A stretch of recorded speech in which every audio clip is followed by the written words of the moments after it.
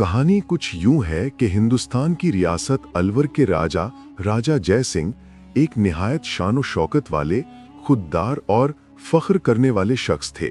एक दिन वो अपने यूरोप के सफर पर लंदन पहुंचे।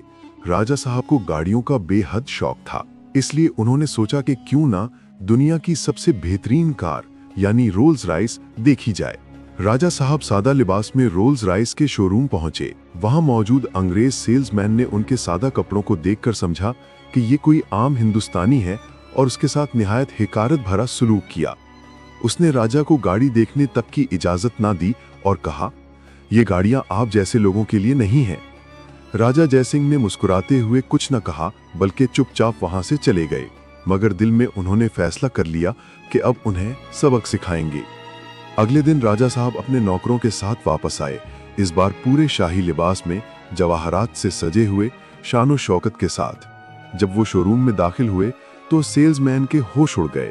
राजा साहब ने फौरन कहा, कल तुमने मुझे पहचाना नहीं, आज मैं तुम्हें पहचानने आया हूँ। 6 रोल्स रॉयस कारें फौरन खरीद लो। पैसों की अदायगी मौके पर ही की गई और कारें राजा साहब के महल भेज दी गईं। मगर कहानी यहाँ खत्म नहीं होती।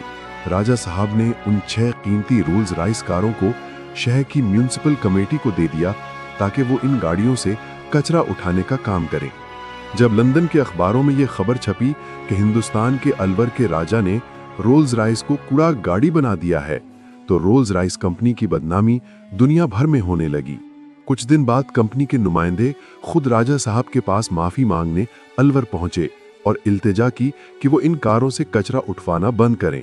कंपनी ने राजा साहब को तोहफे में नई गाड़ियां पेश की और दरखास्त की कि वो इनकी साख बहाल करें।